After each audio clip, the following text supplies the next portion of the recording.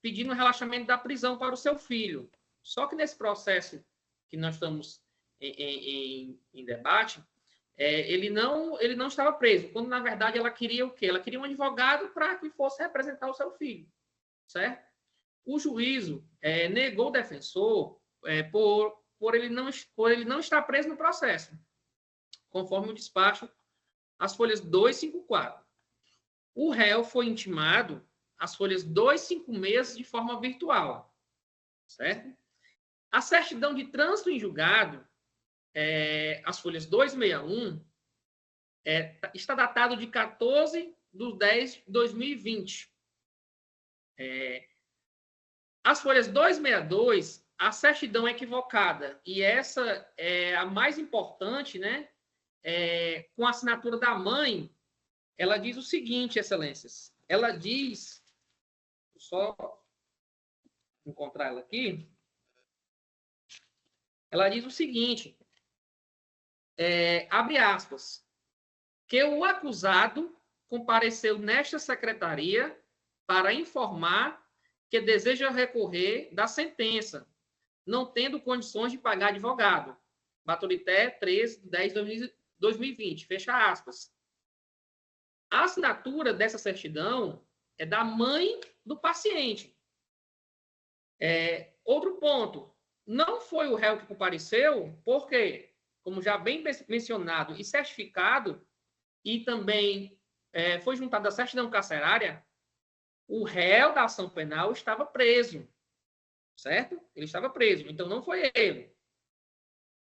As folhas 263, um novo mandado de intimação de 26/10/2020, destacando, está bem em letra maiúscula e negrito, que deveria ser cientificado do prazo de 5, que o réu, né, quando for intimado da sentença, deveria ser cientificado do prazo de 5 dias para querendo recorrer.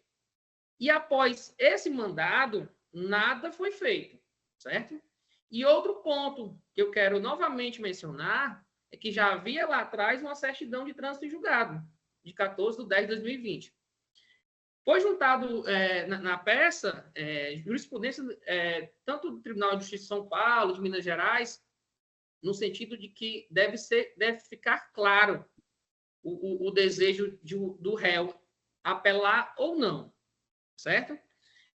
Em 19/8, o magistrado, e aí nós tínhamos primeira e segunda vara criminal aqui em Baturité, na comarca de Baturité, e aí passamos a ter apenas vara única criminal, ele solicita verificar se o documento, as folhas 262, aquela certidão equivocada, que diz que o réu compareceu quando não foi ele, foi a mãe dele, verifica se aquela certidão pertence ao presente feito, certo? Já em 31/8/2023, 2 anos depois, as folhas 266, uma certidão diz o seguinte, abre aspas, certifico ainda que não foi possível identificar as folhas 41, uma assinatura no documento de identificação do réu. Porém, não é possível identificar se a assinatura constante, as folhas 262, novamente, pertence ao mesmo feito. Excelências, eu vou mostrar aqui de forma bem rápida, mas essa folha está nos autos, né? Essa folha aqui da carteira de trabalho, né? As folhas 41, como mencionado, ela é a carteira de trabalho do paciente, que consta o nome dele, a foto, e também o nome feito digitado, né? E a filiação, no qual consta também o nome do pai e o nome da mãe. A mãe que compareceu na secretaria, solicitando um advogado para seu filho, e não ele, certo? Aí, mais à frente, o magistrado, em um novo despacho, as folhas 267, abre aspas, ele diz o seguinte, apesar do manifesto desejo em apelar pelo réu, as folhas 262, que não foi o réu quem compareceu em juízo, este é intempestivo, certo? Para concluir, eu queria fazer um destaque aqui do parecer da Procuradoria, do Ministério Público, que também, né, eu tenho muito maior respeito, de forma também equivocada, manifestou dessa forma. As folhas 336 diz o seguinte, que o réu também veio a comparecer em juízo na data de 13/10/2020, justamente a folha 262, quando não foi o réu, e sim a mãe dele. Outro ponto da manifestação do Ministério Público é as folhas 337, que diz também o seguinte, abre aspas, no presente caso, o réu e o defensor foram devidamente intimados da sentença conforme relatado acima, e não houve interposição de recurso no prazo legal. E como de início eu mencionei, que o defensor dativo nomeado, o doutor Nelson, meu colega aqui advogado da comarca, ele foi nomeado apenas para apresentar as alegações finais. Excelências, de todo exposto, requer o conhecimento e o provimento do presente habeas corpus, para anular o trânsito em julgado e todos os atos posteriores, e se não for esse o entendimento de Vossa Excelência, que seja reconhecido de ofício. É o que requer, Excelências. Muito obrigada, doutor. Parabenizo pela sustentação. Com a palavra, a nova procuradora, doutora Nádia. Obrigada, Excelência. Parabenizo, doutor Reginaldo, pela sustentação oral e vou reiterar o parecer que já é de conhecimento do mesmo que ele discorde, e que se encontra nos autos, cuja emenda eu vou ler para fins de registro, tratando-se de habeas corpus com pedido liminar, tráfico ilícito de entorpecente, pleito de desconstituição do trânsito em julgado, há no pedido reconhecimento de inudilidades como ilegalidade de provas por violação de domicílio, recerceamento de defesa por deficiência da defesa técnica, manifestação de interesse de recorrer do réu, habeas corpus utilizado, sim, como substituto da revisão criminal, pelo não conhecimento, inexistência de constrangimento legal apto à concessão de ofício da ordem. Parecer pelo não conhecimento do right, Excelência. Obrigada, doutora Nádia. Devolvo a palavra ao nobre relator, doutor Cid. Eminente presidente da Câmara, desembargadora Andréa, desembargadora Edna, que se encontra virtualmente, satisfação, desembargadora Ângela, desembargador Henrique, doutora Nádia, que mais uma vez é satisfação que terá como representante do Ministério Público. Quem está como hoje como defensor público, desembargadora? Doutora Betânia, nossa satisfação, obrigado. Servidores da casa, nobre advogado, que faz cumprimento em nome do doutor Reginaldo, e demais que se encontram presentes, servidores, força pública, enfim, a todos que se encontram presentes nessa sessão. Quero primeiro parabenizar o doutor Reginaldo, inclusive dizer que eu o atendi pessoalmente ontem, inclusive pediu atendimento, isso já na véspera da sessão, e o atendi já na antessala da sessão criminal, inclusive porque eu mesmo também se encontrava impedido de se fazer presente, porque me relatou que foi pai esse final de semana, de logo parabenizo mais uma vez. Agradeço, Excelência. E, enfim, eu vou ser bastante objetivo diante do adiantado da hora, presidente, mas eu quero dizer que o habeas corpus, ora proposto por Vossa Excelência, doutor Reginaldo, visando a livrar solto o seu constituinte, livrar solto o seu constituinte não por uma prisão ilegal, mas a prisão que vosso constituinte hoje se assenta, ela precede de uma situação anterior, que é justamente o que Vossa Excelência traz no bojo do seu próprio HC, onde as suas argumentações são desconstituição do trânsito em julgado e da decisão impugnada, diante da nulidade da obtenção irregular de provas, pois não houve a devida demonstração de fundada suspeita que justificasse a coleta dos elementos probatórios utilizados no processo. Além disso, sustenta a existência de deficiência da defesa técnica, conforme preceitua a súmula 523 do STF. Soma-se a isso o cesseamento de defesa evidenciado pelo fato de que o réu manifestou expressamente nos autos o interesse em recorrer da decisão, tornando, portanto, inviável a certificação do trânsito em julgado antes da devida apreciação do recurso. Portanto, todo esse arcabouço que antecede a prisão técnica do seu constituinte, essa situação, ela somente poderá ser vista de forma cabal, formal, através de um modus operandi próprio, no nosso entendimento, no meu entendimento da relatoria, que seria sobre a forma de ação, revisão criminal. Portanto, de uma maneira muito objetiva, de uma maneira muito prática, peço permissão para ler tão somente a parte negritada do entendimento desta relatoria, que assim se faz: direito processual penal, habeas corpus, impetração contra decisão transitada em julgado, inadequação da via eleita, ausência de flagrante ilegalidade, matéria reservada ao processo revisional. Tenho que, agora falando, não negritado, falando agora de viva voz, tenho que muitos elementos existem para serem discutidos. Entretanto, esses elementos devam ser visitados e requestados através da uma pretensa ação revisional. Somos pelo não conhecimento do presente HC, presidente, assim como voto. Obrigada, doutor Cid. Como vota a desembargadora Edna?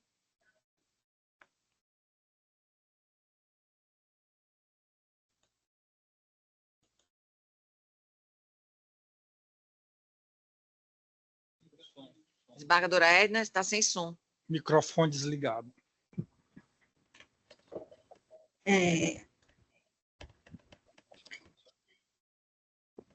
Senhor relator, assim, eu estava examinando aqui a jurisprudência sobre esse caso e, segundo eu encontrei aqui uma jurisprudência do STJ, que ele diz que é possível, através de um habeas corpus, você, vamos dizer assim, rescindir essa certidão de trânsito em julgado, desde que ela tenha sido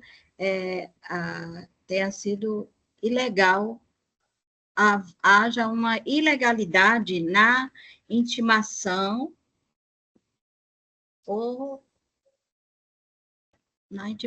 do acusado sobre vamos dizer assim, a sentença criminal. Eu vou até ler aqui para o senhor essa decisão. Mesmo que a condenação de uma pessoa já seja definitiva, é possível usar de habeas corpus como substitutivo da revisão criminal em hipóteses excepcionais, desde que os fatos a serem apreciados sejam incontroversos e as instâncias ordinárias não tenham sido acionadas. Com esse entendimento e por maioria de votos, a 6ª turma do Superior Tribunal de Justiça conheceu de habeas corpus ajuizado por um homem condenado a 6 anos de prisão pela prática do crime pela prática de tráfico de drogas. O caso já estava transitado em julgado. Essa é uma... Vou procurar aqui o nome do... Eu poderia acrescer só eu sei que a palavra está com Vossa Excelência, só poderia acrescer só uma fala, se você me permitir? É só eu terminar. Aí, então, eu estava examinando o processo e existe uma certidão do oficial de justiça dizendo que intimou o acusado da decisão final desse processo, mas como ele não trouxe vamos dizer assim, o ciente do acusado, porque ele foi intimado através vamos dizer assim, virtualmente. Ele foi intimado virtualmente e não trouxe vamos dizer, nenhuma prova de que realmente aquela pessoa foi intimada da decisão. Não tem. Porque os oficiais de justiça, eles podiam, na época da Covid, fazer essa intimação virtual. Mas ele tinha que trazer a foto, junto com a certidão, ele tinha que colocar a foto do preso junto na sala, né, da sessão virtual, e não existe isso. Não tem um ciente dele da decisão por causa disso, porque foi feito virtualmente, mas também não existe nenhuma prova nos autos de que realmente essa intimação virtual se realizou. Só tem a certidão dele dizendo que foi devido à Covid, não sei o quê, foi feita através do sistema lá da SAP, mas não tem.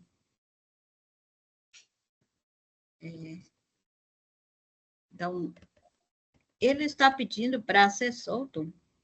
Eu acredito que não seria possível, em matéria de habeas corpus, soltar uma pessoa que estava, assim, preso, mas poderia dar a ele o direito de recorrer da decisão, que não foi dado esse direito. Pela ordem, excelências, só para desconstituir o trânsito em julgado e todos os atos Doutor, posteriores. porque, doutor, o senhor já teve seu momento de fala. Só para esclarecer, excelência. O pedido dele é justamente isso, desconstituir a certidão de trânsito em julgado e dar a ele o prazo, retornar a ele o prazo para apelar. Isso, excelência. Porque não existe prova nos autos de que ele foi intimado da decisão. Então, não tem nada que diga que ele tinha interesse ou não em apelar. Doutor Cid? Não, desculpa, eu queria só Esse é o meu voto. Foi muito bem relatado para Zibardo Égio, como não poderia ser diferente.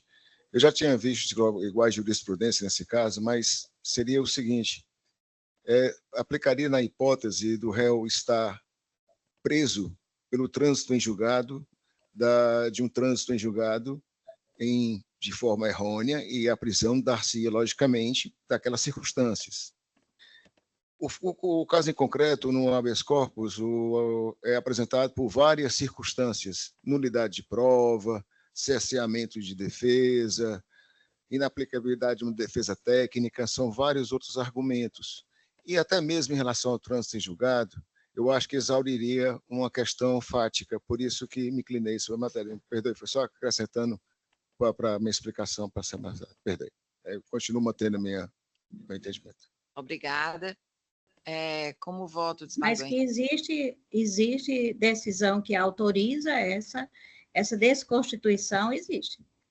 Lá a sexta turma do STJ aceita essa decisão. Então, desembargadora Edna, a senhora é pela concessão. Sim.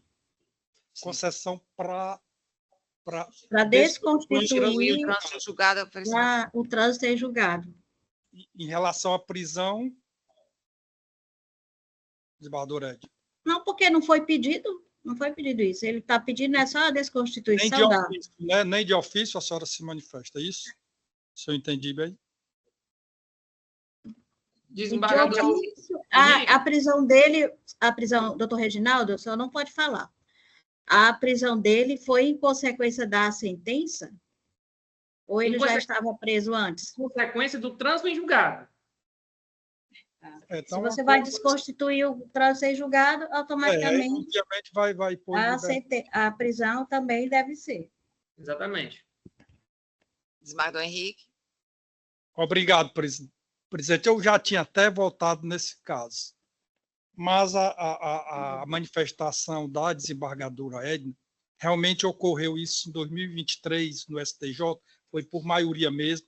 A relatoria era do ministro Sebastião Reis, mas o ministro Rogério Schietti, conhecido Rogério Schietti, abriu a divergência e ele logrou foi o voto vencedor, né? Por essas circunstâncias, mesmo tendo revisão criminal sendo adotado como o melhor entendimento para atacar, mas ele permitia, conforme aqui a manifestação dele, que eu estou dando uma olhada agora, nessas hipóteses excepcionais. Mesmo que a condenação de uma pessoa seja definitiva, é possível usar o habeas corpus como substitutivo de revisão criminal em hipótese excepcional, desde que os fatos a serem apreciados sejam incontroversos e as instâncias ordinárias não tenham sido acionadas, que parece-me que foi o caso dos autos. Então, eu vou pedir vênia ao eminente relator para acompanhar a divergência inaugurada pela desembargadora Edna no sentido de sustar o trânsito em julgado. Sim. Com as suas consequências, tá, obviamente. Pois não. Doutor Cid, o senhor quer falar? Eu vou incorporar, então, a dissidência do voto da desembargadora Edna. Vou, Tá logicamente, abraçar os outros desembargadores e a dissidência da desembargadora Edna, lógico. Pois não. Então, por unanimidade, né? Concedido para desconstituir o trânsito para em julgado. desconstituir o trânsito em julgado.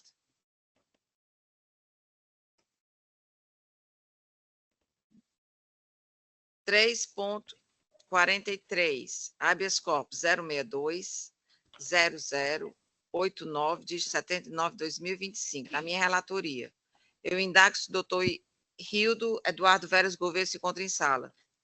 Sim, excelência, presente. Doutor Rildo, o senhor deseja a leitura do relatório? Não, excelência, dispensamos a leitura do Rildo, o senhor tem um relatório. tempo regimental de 15 minutos, o senhor está com a palavra. Excelentíssima senhora doutora desembargadora, presidente relatora no presente habeas corpus, Andréia Mendes Bezerra Delfino, doutora procuradora de justiça, doutora Nádia Maia, demais colegas presentes virtualmente a essa sessão da Terceira Câmara Criminal, meus cumprimentos. Excelência, trata-se aqui de pedido de habeas corpus em favor do paciente Fabrício Costa de Souza Venuto, onde a impetração ela se refere inicialmente à ausência de justa causa na deflagração da ação penal em que ora se decretou a prisão preventiva do acusado. Em que pese a manifestação do Ministério Público, através de sua Procuradoria de Justiça, no sentido de que o habeas corpus não é meio de verificação e análise da matéria probatória, do mérito em si do processo, insta salientar, excelência, que através do presente habeas corpus não se busca discutir a prova, não se busca discutir matéria meritória. O que se busca, de verdade, é analisar os elementos que já estão carreados na fase inquisitorial aos autos, onde, em tese, imputam ao paciente a prática do crime de tráfico de drogas, associação para o tráfico e participação em organização criminosa. Inicialmente, excelência, destaco que a conclusão que fundamenta a denúncia reside no achado de 2 áudios que foram juntados na fase inquisitorial e que, excelência, pelo conteúdo dos áudios, não se tem nenhuma negociação ou mercância de droga, não se tem nenhum elemento que demonstre de forma cabal a associação para o tráfico de forma permanente, com ânimos de permanência e não eventualidade. Além disso, excelência, as 2 frases que foram encontradas no celular de um dos acusados, que são imputadas ao paciente, não revelam sequer a sua posição dentro da suposta organização criminosa que se ora busca punir a sua existência. Além disso, excelência, na decisão que decretou a prisão preventiva do paciente, temos 2 situações lá nas folhas 337 que remontam duas outras acusados, onde o juiz que decretou a segregação cautelar afasta, na hipótese desses acusados, a ocorrência da necessidade de prisão preventiva, uma vez que não há nas conversas telefônicas encontradas nos aparelhos celulares elementos que caracterizam o crime de tráfico ou o crime de porte ilegal ou negociação de arma de fogo. E o paciente, Excelência, pelo conteúdo e até para se manter uma lógica e uma coerência no decreto prisional, ele não possui, nas suas conversas, nenhum tipo de negociação de droga, muito menos de arma e muito menos ressaltando qualquer tipo de participação em organização criminosa.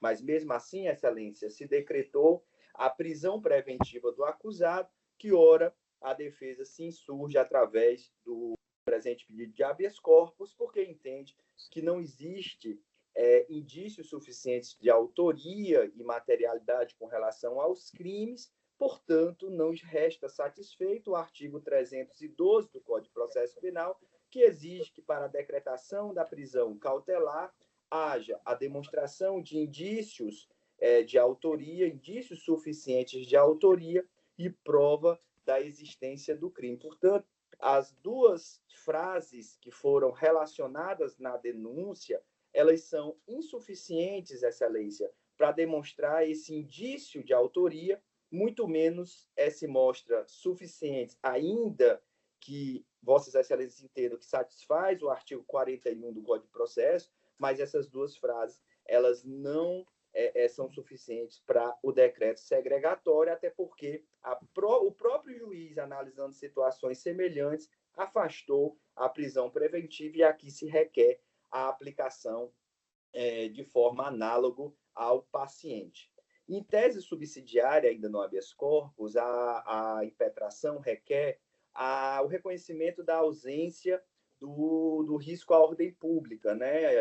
O 312 exige os indícios suficientes de autoria, a prova da existência do crime, mas exige também a demonstração do perigo em liberdades. No momento da decretação da prisão preventiva, Excelência, o paciente ele respondia a um crime de homicídio, a um crime de sequestro. Doutor, por favor, o senhor podia aumentar seu áudio? Tudo bem, Excelência. Está melhor aqui agora? Pronto. Não, tá não, tá da mesma forma. Se pudesse aumentar, porque está cada vez baixando mais. Certo, Excelência. Deixa eu tentar aqui aumentar. Melhorou ainda o áudio? Melhorou, Excelência? Mas ela está abaixo. Pronto, é porque eu acho que eu estou aqui no coisa. Então, Excelência, com relação à ausência do... É porque ele é muito Então, Excelência, com relação ao risco à ordem pública, nós temos que, no momento da decretação cautelar, o paciente ele tinha antecedentes que não mais existem, uma vez que o antecedente do crime de sequestro e tortura, o crime de sequestro ele foi afastado, que existia antigamente nos antecedentes. O outro crime de homicídio qualificado restou impronunciado o paciente com relação a esse crime. Portanto, as razões que outrora existiam e que fundamentavam o perigo in mora, elas não mais existem.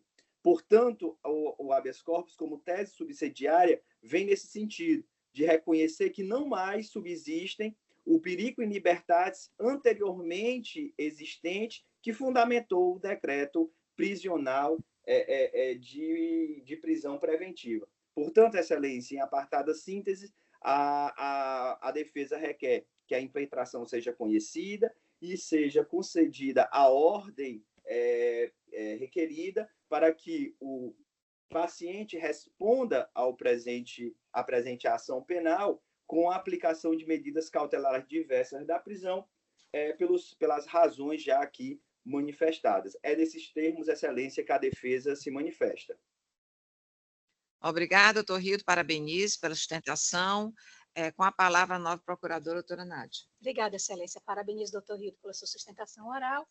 E vou me permitir a concessão, doutor Rildo, de reiterar meu próprio parecer, que Vossa Excelência já tem conhecimento, e que vou ler a ementa para fins de registro, dizendo que não vou me afastar do que eu mesma pronunciei nos autos, até por um motivo de coerência. E eu sempre mantenho a coerência em todos os julgamentos aqui, em relação ao quão estreito eu entendo, e nisso eu sou muito ortodoxa, e quão estreito eu entendo ser a via do habeas corpus. E digo que isso é extremamente necessário no nosso sistema legal. É necessário porque não só permite que os processos em que realmente o tribunal precisa se debruçar em termos de habeas corpus possam fazê-lo de forma livremente, e não ficarmos a debater se uma prova é frágil ou não é frágil, se é suficiente ou não é suficiente, porque esse debate é próprio do processo com contraditório e ampla defesa de primeiro grau.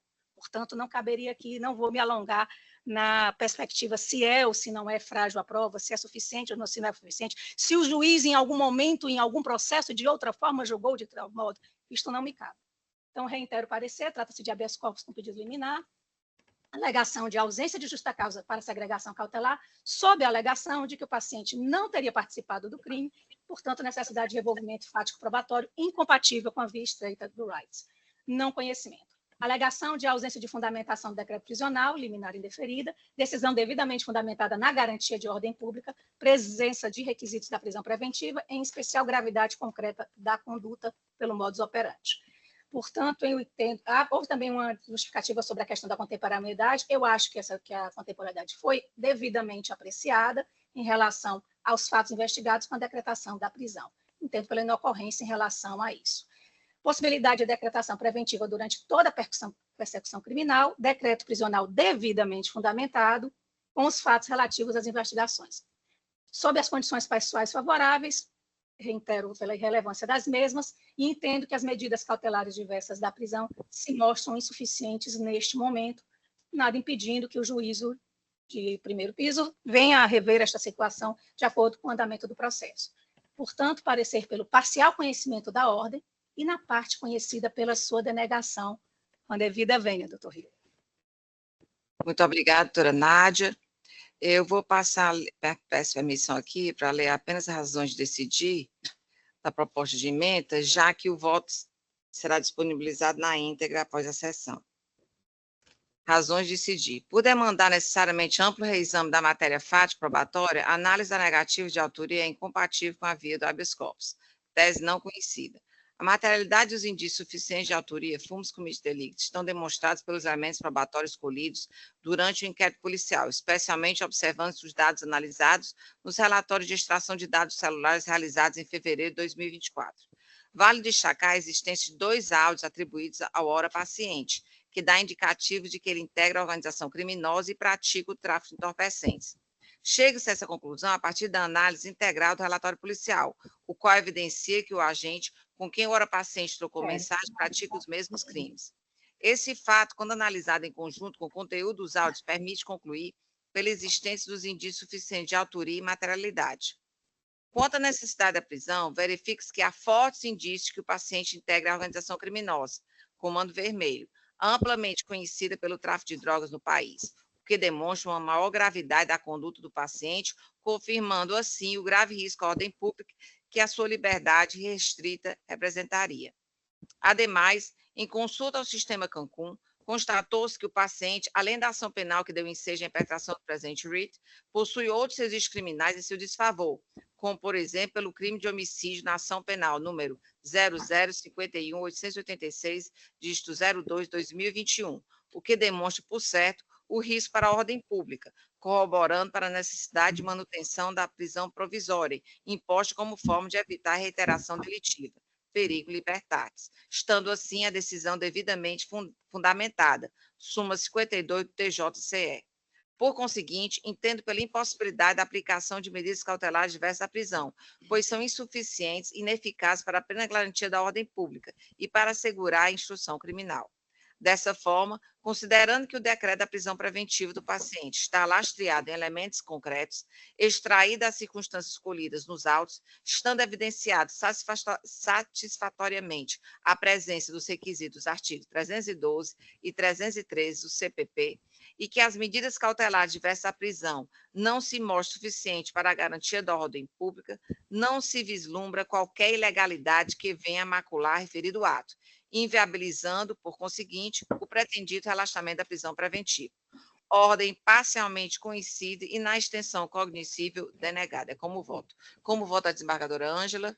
Parabenizando a doutor Rio, a doutora Nádia, eu acompanho integralmente o voto de Vossa Excelência, confirmando o voto provisório, pelo conhecimento parcial e pela denegação da ordem, considerando que a decisão de Vossa Excelência segue a trilha do que vem sendo decidido nessa terceira Câmara, apontou indícios não definitivos, mas bastante indicativos da prática delitiva, da periculosidade do agente, invocando a súmula 52 deste tribunal, então não há reparo, nada que a gente possa acrescentar. Então, acompanho, como já havia feito provisoriamente. Obrigada, desembargadora Ângela. Como voto do desembargador doutor Cídio? Acompanho o voto da relatoria e faço minhas as palavras da desembargadora Ângela. Muito obrigada. Então, por unanimidade, ordem parcialmente conhecida e na extensão cognoscível denegada. Nós encerramos aqui os processos extra-pauta. Vamos passar agora os processos de pauta. 4.2, apelação 0063-919, dígito 30, 2017, também da minha relatoria. Fui sorteada hoje, né, desembargador Henrique? A advogada, eu quero confirmar aqui que a advogada Cíntia Manuela Daniel Alves, ela desistiu da sustentação oral.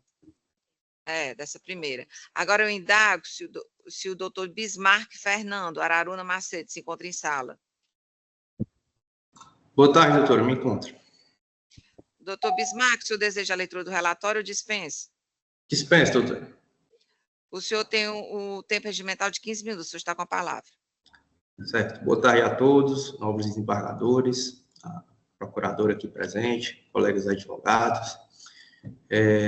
Em relação aqui ao processo em pauta, trata-se aqui de uma apelação, na qual, em denúncia, né, na ação penal, a apelante foi acusada da prática do crime de compor organização criminosa, assim como de cometer um cárcere privado contra a vítima Luísa Aurélia Santos da Silva. Em tese, né, conforme a acusação, a apelante faria parte de uma organização criminosa, na qual seria do setor da disciplina, né, e responsável, entre aspas, por julgar os membros dessa organização que viessem, né, a infligir as normas, enfim, os costumes dessa organização. E aí, em sentença, né, confirmou-se a tese acusatória e a apelante foi condenada, de fato, pelo crime de cárcere privado, assim como pelo crime de compor essa organização criminosa.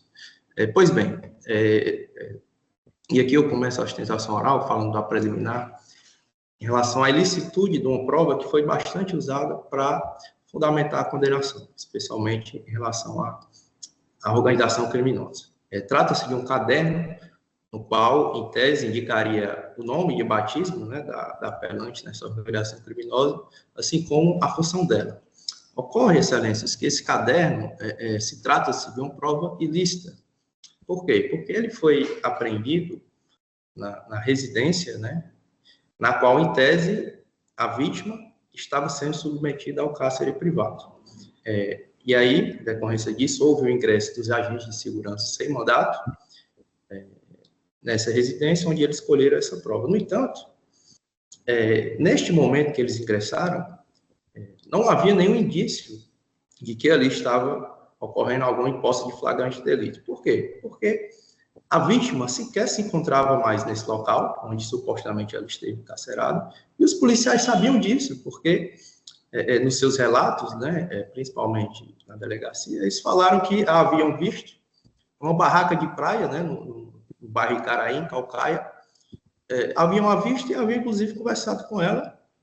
E após isso, mesmo sabendo que ali, nessa residência, não havia mais caso de flagrante delito, eles resolveram fazer a incursão e encontrar esse caderno. Né? Sabido, evidentemente, que havendo flagrante delito, a lei, né, a Constituição autoriza a violação do domicílio, mas isso deve ser precedido de fundado suspeito, conforme definido no tema 280 de repercussão geral do STF. Não havendo, né, como não havia no caso, porque, repito, o cárcere não mais ocorria ali, os policiais viram a suposta vítima, essa prova é ilícita, e, portanto, ela não poderia ter fundamentado a condenação. E aí, nesse contexto, desconstituída a validade dessa prova, nós temos que os demais elementos são bastante frágeis, né? E se tratam, basicamente, e o magistrado mencionou isso na sua sentença, ele menciona algumas vezes, a declaração da vítima feita na delegacia, ou seja, uma declaração, evidentemente, de alguém que não está sob o compromisso de dizer a verdade, que não foi produzida sob o crivo do contraditório. Então, realmente, é uma prova que não poderia ter sido conferida a ela tamanha relevância, né, como foi na sentença. E, no mais, a prova testemunhal acerca da participação da apelante nessa organização criminosa também revela-se bastante frágil e se resume na declaração de um policial de que todos os acusados, né, seriam conhecidos por participar dessa organização. Evidentemente, isso não é uma prova suficiente. Do mesmo modo, sobre o cárcere privado, tem-se que a prova que motivou a condenação foi insuficiente. E aí eu faço, evidentemente, no bom sentido, uma provocação aos doutores, que certamente analisaram o processo, mas no tópico 2.3 da sentença, que trata da condenação sobre o cárcere privado, eu, particularmente, não verifiquei a menção a nenhuma prova contundente da participação da apelante. Na verdade, consta que a vítima estaria sob a custódia de Priscila Mota e Grace Mara. Então, questiona-se onde estaria a apelante, né? Por que está sendo atribuída a ela se sequer ela estava lá cometendo um ato criminoso ou sequer tinha domínio desse fato. Então, por essas razões mencionadas, com base no princípio indúbio pro réu, a defesa pugna desde já pela absolvição da apelante em relação a esses crimes. No mais, nota-se também um excesso no que concerne à aplicação da pena, fixando-se de modo desproporcional. Em relação ao crime de composição de organização criminosa, o juiz identificou 3 circunstâncias desfavoráveis: a culpabilidade do crime, as circunstâncias e a consequência. Além disso, ele aplicou a majorante do artigo 2º, parágrafo 2º da Lei de Organizações Criminosas no patamar máximo, ou seja, a pena aumentou pela metade, né? E sem nenhuma justificativa plausível. Ademais, ignorou-se a jurisprudência do STJ, que foi mencionada na própria sentença, no sentido de que, caso de circunstâncias desfavoráveis, deveria ensejar a pena, o aumento de 1/6 na pena. No caso, não foi observado, né? A pena foi aumentada, se houvesse sido observada, a pena seria aumentada em 6 meses para o crime de organização criminosa, e para cada circunstância aumentou 10 meses. E no mais, os bons antecedentes da apelante, que ressalta-se, antes dessa imputação não respondeu nenhum processo, e nem depois, também não foram considerados na primeira fase da dosimetria da pena. E no mais, excelências, como eu disse, foram reconhecidas 3 circunstâncias desfavoráveis na aplicação da pena base deste crime pelo qual ela foi condenada. A saber, né, a culpabilidade, as circunstâncias e a consequência do crime. Todas elas, porém, relacionam-se a fatos semelhantes, ou seja, a alegada periculosidade, a gravidade dos crimes cometidos e o tamanho da organização criminosa. Ou seja, circunstâncias quase idênticas foram consideradas 3 vezes em 3 circunstâncias para aumentar a pena, né? Se fosse o caso, de fato, de considerar eventualmente o tamanho, a relevância dessa organização criminosa, que o fizesse 1 vez e não 3. E no mais, como eu disse, aplicou-se a majorante do artigo 2º, parágrafo 2º da Lei de Organizações Criminosas no percentual máximo, ou seja, aumentando-se a pena pela metade, sem que, ao meu sentir, houvesse justificativa para tanto. Até porque, né, essa majorante está ligada ao fato de a organização criminosa possuir armas e não se atribuiu a apelante, a posse, a guarda de armas, a compra, enfim. Então, de fato, não teria por que essa majoração. Do mesmo modo, em relação ao cárcere privado, né, eu não vou repetir novamente, como eu fiz em relação ao tópico anterior, mas ignorou-se que o aumento deveria ser de 1/6 para cada circunstância desfavorável e ignorou-se os bons antecedentes e a primariedade da apelante como um elemento que deveria ser valorado positivamente na primeira fase da dosimetria. E aqui, se encaminhando para o fim, eu destaco, e isso foi colocado nas razões recursais, que hoje a apelante está plenamente ressocializada, certo? Esses fatos, salvo engano, ocorreram em 2017, então, temos 8 anos, né? Ela tem um trabalho fixo, é mãe, né, formou um grupo familiar, encontrou amparo para a ressocialização na igreja evangélica, e nesse caso, enfim, o retorno dela ao sistema carcerário, onde nós sabemos, infelizmente, é uma dura realidade, né, no qual prevalecem essas organizações criminosas. Infelizmente, o Estado não tem conseguido ter o controle do sistema prisional. O retorno dela para esse ambiente seria absolutamente contraproducente, não incendiaria a ressocialização dela, enfim, a pena deixaria de cumprir o seu papel determinante nos termos da Lei de Organizações, aliás, nos termos da LEP, né, de ressocialização. E eu faço essas considerações para pleitear a consideração da atenuante nominada do artigo 66 do Código Penal, segundo o qual, por circunstâncias posteriores ao crime, é possível ao magistrado atenuar a pena. E, por fim, concluindo, eu vou aqui aos pedidos, preliminarmente, eu solicito a desconsideração das provas colhidas na incursão na residência da senhora Grace Mara, nos termos do tema 280, repercussão penal do STF, e, no mérito, a reforma da sentença para que seja declarada a absolvição da apelante em relação aos 2 crimes com base no indúbio pro réu, dada a ausência de provas suficientes para a condenação. Subsidiariamente, né, pelas razões, eu não vou repetir, que eu falei em relação ao exagero na dosimetria da pena, que, em caso de manutenção da condenação, que sejam fixadas no mínimo legal. Desde já agradeço aos doutores pela atenção. Muito obrigado. Doutor, parabenizo pela sustentação oral. Com a palavra, a nova procuradora, doutora Nádia. Obrigada, Excelência. Parabenizo o doutor Bismarck Macedo e peço vênia aos presentes e aos que se encontram em sessão ainda de forma que virtual, para ler a ementa para fins de registro, uma vez que reitero o parecer já exarado nos autos e em razão do nosso horário, que já está se alongando. Lembrando que, além do doutor Bismarck, existem outros réus que também apelaram e o Ministério Público, portanto, a ementa ocupa-se de tudo o processo. Trata-se de processo penal com apelações criminais defensivas e acusatórias, crime de participação em organização criminosa, sequestro de capital privado, recursos defensivos, preliminar de declaração de ilicitude das provas colhidas em residência, nos termos do artigo 157 CPP e do tema 280 de repercussão geral do STF. Afastamento do mesmo, entrada em domicílio decorrente de fundadas razões, situação em flagrância delitiva de crime permanente, ausência de ilegalidade. Em relação ao mérito, absolvição por insuficiência probatória desse cabimento, existência de provas suficientes ao decreto condenatório, depoimento colhido de policiais civis, militares, aliado às circunstâncias do delito. Em relação ao bis in idem da condenação por integrar organização criminosa, afastamento. Condenação em circunstâncias anteriores que não se comunicam com este crime. Revisão quanto à dosimetria da pena definitiva, a pena devidamente justificada e fundamentada, obedecendo-se aos ditames constitucionais de razoabilidade e proporcionalidade do artigo 59 CP. Não havendo direito subjetivo do réu ou da ré, a adoção de alguma fração de aumento específico para cada circunstância judicial negativa, seja de 1/6 da pena base ou 1/8 do intervalo entre as penas mínimas e o máximo. Em relação ao Ministério Público, por dever de lealdade, devo dizer que também houve um recurso do Ministério Público, mas o parecer, igualmente, eu sigo também pelo indeferimento do mesmo. O recurso ministerial havia insurgência em relação à absolvição de outros acusados, pedindo a condenação dos mesmos, e entendemos pela impossibilidade, com insuficiência das provas em relação a estes condenados, para a condenação destes apelados.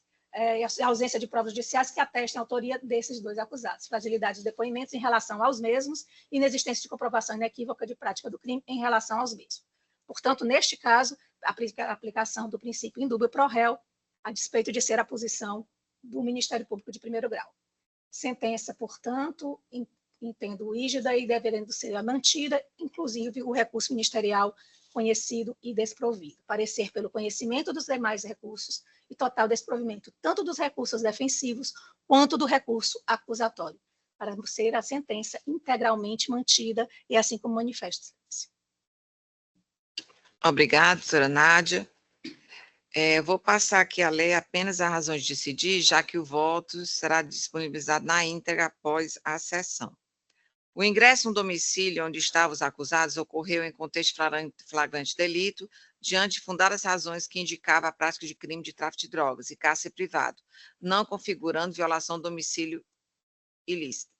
A materialidade e a autoria dos crimes de organização criminosa e cárcere privado ficaram comprovados por meio de testemunhos de policiais, apreensão de cadernos com anotações da facção criminosa, primeiro comando da capital, PCC, e demais elementos colhidos na instrução processual. Os réus Francisco Paulo Faria Silva, Francisco Miguel Salles da Silva, Jeane Souza e Priscila da Mota Santos integravam a organização criminosa e participaram ativamente do julgamento interno da vítima, privando-a de sua liberdade por vários dias, razão pela qual deve ser mantida a condenação. O co-réu Francisco Miguel Salles da Silva alegou bis idem, pois já teria sido condenado por organização criminosa em outro processo. Contudo, o recebimento da denúncia no primeiro caso fez cessar a permanência do crime, permitindo nova condenação por fatos distintos.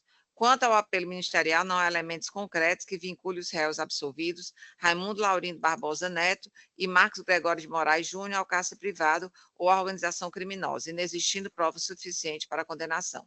Recursos defensivos parcialmente providos apenas para ajustar a dosimetria da pena. Recurso ministerial desprovido. É como voto.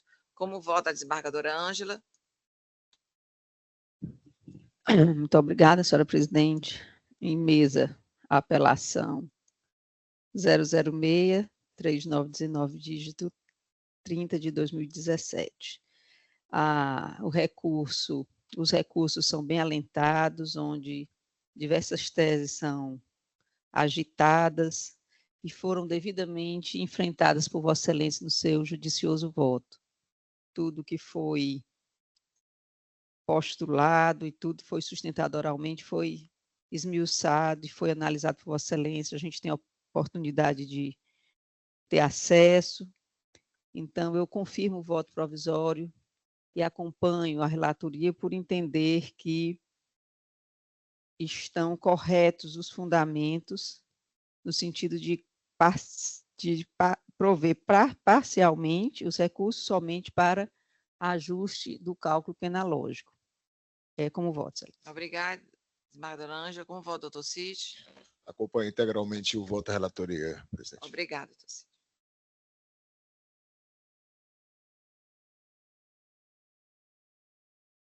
Quatro ponto 27, recurso em sentido distrito 023-0401 de 55, 2020, da relatoria do desembargador Henrique Jorge Holanda Silveira. Está em mesa, Está em mesa, presidente. Eu indago se o doutor Matheus Gomes Pimentel se encontra em sala. Estou presente, Excelência. Doutor Matheus, o senhor deseja a leitura do relatório ou dispensa? Dispensa, Excelência. O senhor tem um tempo regimental de 15 minutos, o senhor está com a palavra. Obrigado, Excelência. Inicialmente, cumprimento a Vossa Excelência, desembargador André Mendes Bezerra, presidente desta Câmara, o excelentíssimo desembargador Henrique Jorge Holanda, relator desse processo, os demais desembargadores, excelentíssima procuradora, os estimados colegas advogados e servidores presentes. A todos agora já uma boa tarde, mas trata-se aqui de um recurso em sentido estrito interposto contra uma decisão de pronúncia. Inicialmente, Excelência, eu gostaria primeiro de trazer aqui a argumentação a respeito da questão preliminar que foi suscitada, pois, como se sabe, a decisão de pronúncia ela não é uma sentença condenatória, por óbvio, mas meramente um juízo declaratório. Então, sabe que se deve restringir-se à verificação da materialidade do crime e dos indícios mínimos de autoria. Ocorre que, na decisão, o magistrado foi além do mínimo necessário e incursionou-se no mérito, atribuindo indevidamente um juízo antecipado de culpa ao recorrente, e uma clara afronta ao devido processo legal e extrapolando os limites impostos pelo artigo 413, parágrafo 1º do CPP. Esse excesso, por óbvio, compromete a imparcialidade do julgamento pelo tribunal do júri, influencia de forma indevida a convicção dos jurados, razão pela qual requer-se a nulidade da decisão quanto a este ponto. E adentrando ao mérito do recurso, o caso, Excelência, como obviamente já foi bastante visto pelos senhores, mas o caso envolve uma ação policial legítima, foi uma operação em que se buscou apreensão de drogas após comunicações pela inteligência da Polícia Militar, e ocorreu num local de extrema periculosidade, sabidamente dominado por uma facção criminosa, chamado Beco do Maia. É um beco estreito, escuro. No dia do fato estavam ocorrendo chuvas muito fortes, então a visibilidade local era mínima. E, nesse contexto, o órgão recorrente, que então, como policial militar, atuava como motorista de uma das viaturas que estavam na ocorrência, conforme era o protocolo da corporação, estava na entrada do beco, de costas para o beco e de frente para a rua, portanto, sem visibilidade direta do que estava ocorrendo dentro do beco, enquanto seus colegas estavam lá realizando a diligência para que foram designados. A operação transcorria normalmente, conforme planejado, até que de maneira abrupta, os sons de uma correria e um disparo em direção ao lado externo do beco foi escutado pelo hora recorrente, que imediatamente se vira e dispara no sentido contrário de onde a agressão estava partindo, sem alternativa para outro posicionamento que não fosse esse. Foi uma questão ali muito rápida e um ambiente absolutamente difícil, tanto de visibilidade quanto de esperar-se dele outra reação que não fosse aquela. Então, o recorrente revidou a legítima defesa como resposta e, após esse disparo, a vítima cai ao solo. A arma que, inclusive, ele portava e disparou com essa arma ficou visível no local. Imediatamente foi dado voz de prisão e levou-se, prestando socorro, levou-se a vítima à UPA do bairro Outra Nunes, que era a UPA mais próxima ali da localidade. E, infelizmente, apesar dos esforços médicos, a vítima não resistiu. Então, assim, o contexto probatório dos autos ele é muito firme e muito seguro para confirmar, obviamente, a existência do disparo, mas que foi uma conduta exclusivamente defensiva. Não há dúvida nos autos aqui quanto à existência do disparo e nem mesmo quanto à motivação desse disparo que vitimou a pessoa que estava ali sendo na operação. Então, que há uma certeza que o recorrente, tendo sido alvo de um disparo, diante de um risco iminente, reagiu diante dos limites da legítima defesa, não foram disparados por várias vezes, a prova é segura, rígida, e não há margem para dúvida ou incerteza que necessite ser dirimida pelo tribunal do júri. Por esta razão, requer-se que a decisão de pronúncia seja, primeiramente, por uma questão de preliminar suscitada, anulada, mas que, se os Vossas Excelências assim não entenderem, que a decisão seja reformada, pois a ação do hora recorrente foi exclusivamente em legítima defesa. Essas as razões que a defesa gostaria de trazer aqui. Agradeço a atenção de Vossas Excelências. Muito obrigado. Boa tarde. Devido à falta de energia aqui na sessão, nós vamos suspender a sessão, essa sessão criminal, e todos os processos que não foram julgados, nem todas as sustentações orais que não foram efetuadas, serão automaticamente adiados para a próxima sessão. Tudo bem, tudo bem. Todos cientes? Obrigada, desembargadora Andréa. Pois não.